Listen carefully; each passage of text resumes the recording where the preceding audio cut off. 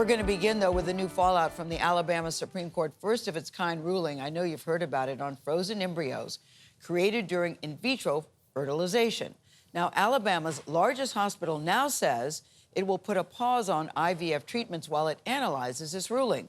The court decided that frozen embryos have the same rights as children. Meg Oliver is here with more on this decision. Meg, good morning. There's a heated discussion on both sides of this issue. There certainly is. Good morning, Gail. This case stems from a wrongful death lawsuit from 3 couples who lost embryos at an Alabama fertility clinic. And now the court's decision has left people with fertility problems worried about the future. 34-year-old Jasmine York is from Alexander City, Alabama. She's the proud mother of a 13-year-old daughter, but can no longer have children. So she turned to IVF doctors at the University of Alabama at Birmingham. I have no fallopian tubes due to ruptured ectopic pregnancies. We're supposed to transfer back in January and have had a couple of mishaps.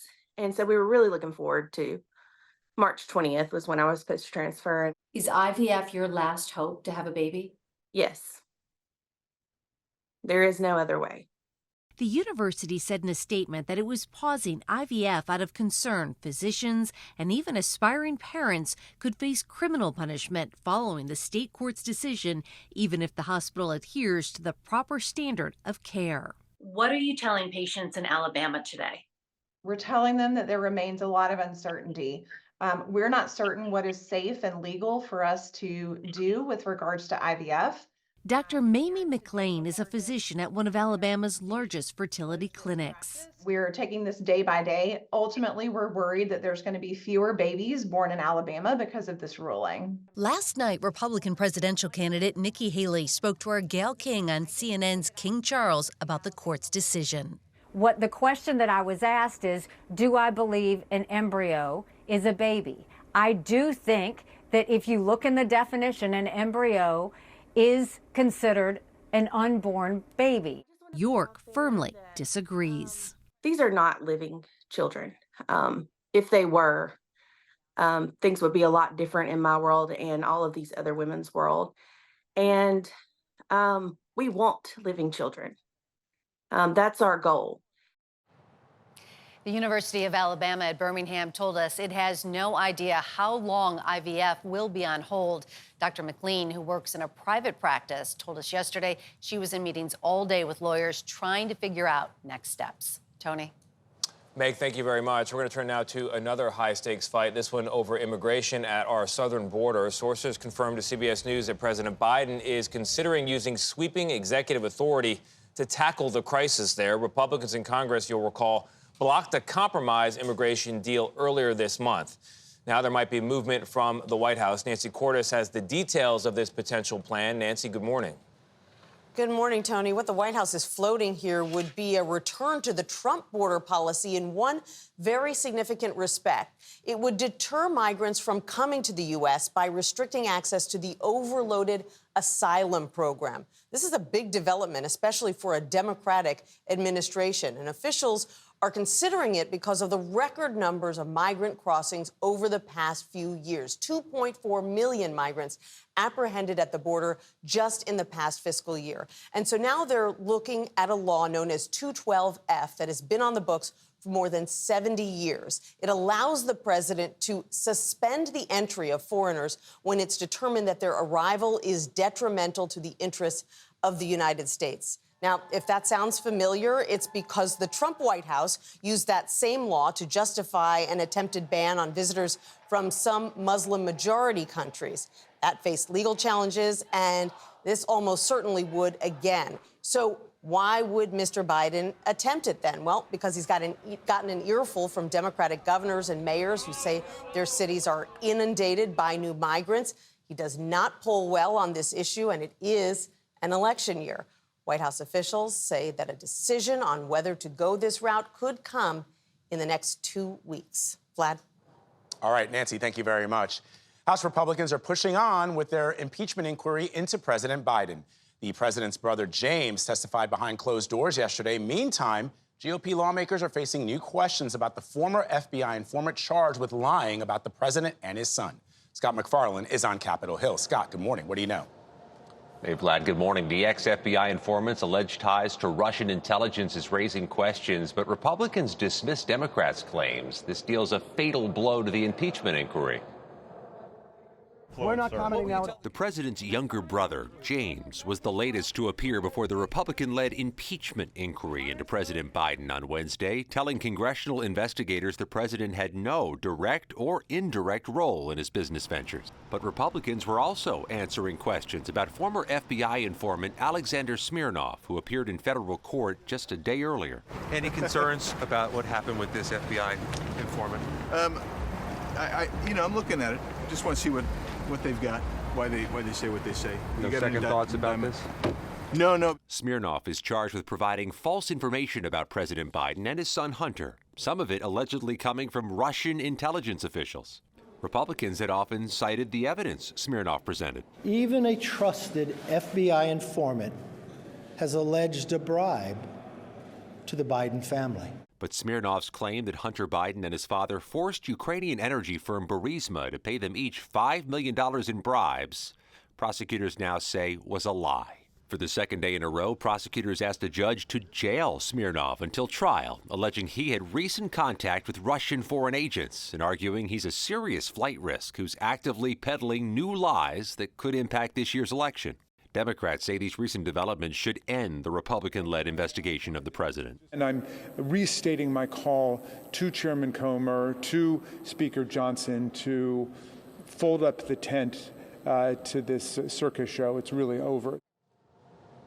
The same congressional committees questioned Hunter Biden behind closed doors on Wednesday about his business dealings after a very public battle over several months over how that deposition should take place. Gayle?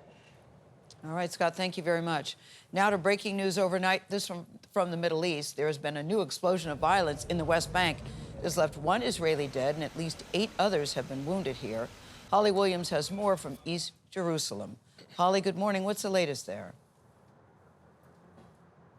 Good morning, Gayle. 3 Palestinian gunmen opened fire near a busy checkpoint in the Israeli-occupied West Bank early this morning. According to authorities here, they say Israeli security forces killed 2 of the attackers and a 3rd was wounded and detained. Now, tensions have been running high between Israelis and Palestinians in the West Bank following the October 7th attack. Israel's National Security Minister Itamar Ben-Gvir visited the scene with some strong words saying, quote, "The right to our lives prevails on their freedom of movement." Meanwhile, in the Gaza Strip, there are reports that Israel's intensified its bombardment of the south. Around 1.5 million Palestinians are now sheltering in Rafah in southern Gaza, many living in desperate conditions. The Hamas-run Ministry of Health says that nearly 30,000 people in Gaza have now been killed since this war began. Tony?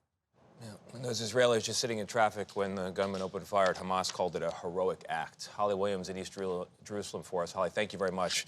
We're going to turn now to Eastern Europe, where nearly 2 years after the Russian invasion of Ukraine, thousands of U.S. soldiers are guarding NATO's eastern frontier and training hard to resist any attack there.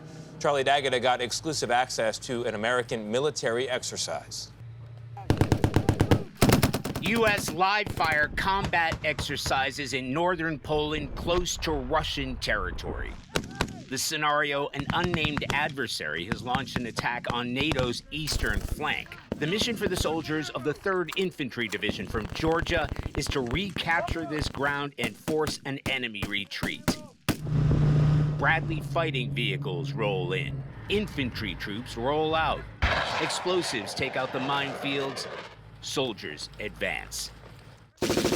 Exercises like these aren't just meant to make sure that individual soldiers are ready for combat, but that the military is ready in case there's an incursion from a regional enemy. And there's a reason the war games are being played out right here. To military planners, the Suwalki Gap is NATO's Achilles heel. Just 40 miles separates the Russian enclave of Kaliningrad and Putin-allied Belarus. If the Kremlin launched an incursion here, it would cut off the Baltic states from other NATO countries. And troops are preparing for any eventuality, says Lieutenant Colonel Timothy Decker.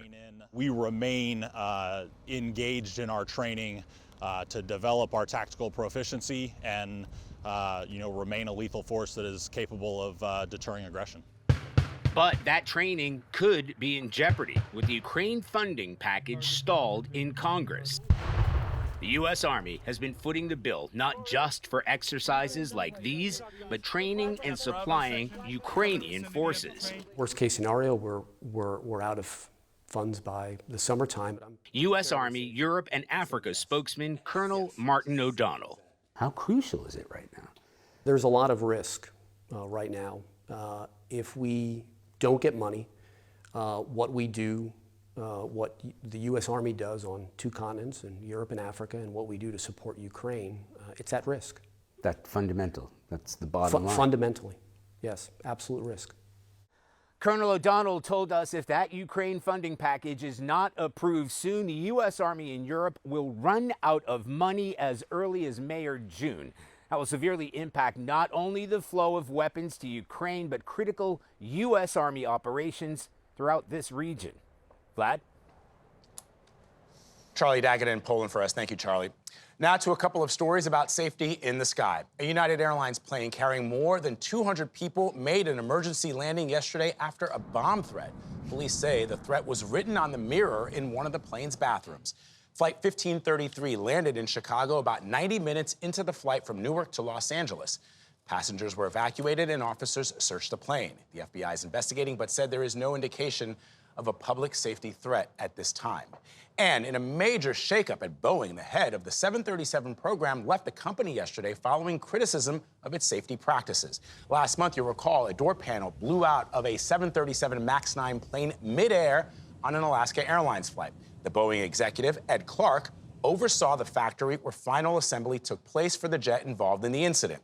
His departure comes after federal investigators said bolts needed to keep the door plug in place appeared to be missing from the aircraft before it was delivered to Alaska Airlines.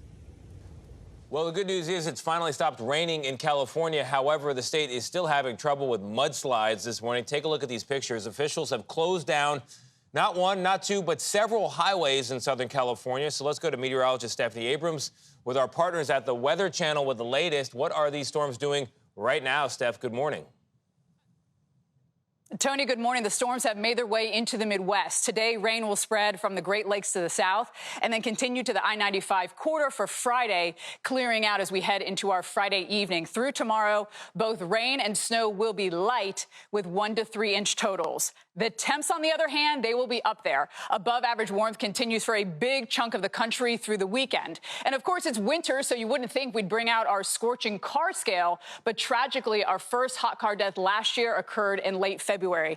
Today's high in Houston, 78 in just 10 minutes. Inside of the car could be 97 degrees, and it doesn't even have to be that hot. Nashville's high in the low 60s. Within 30 minutes, it could be in the mid to upper 90s. Tony, the hot temperatures will last into Monday when several records could be broken. We will keep an eye on it. Steph Abrams, thank you very much. Later today, a Texas company could become the first private business to land a spacecraft on the moon. The lunar lander named Odysseus is aiming for a landing site near the moon's south pole. It captured these photos after arriving in lunar orbit yesterday. Mark Strassman has more on the historic moonshot. Ignition and liftoff. Odysseus began its odyssey 1 week ago. Separation confirmed. The six-legged spacecraft, 14 feet tall, is the first built and flown by Intuitive Machines in Houston. This is the assembly room.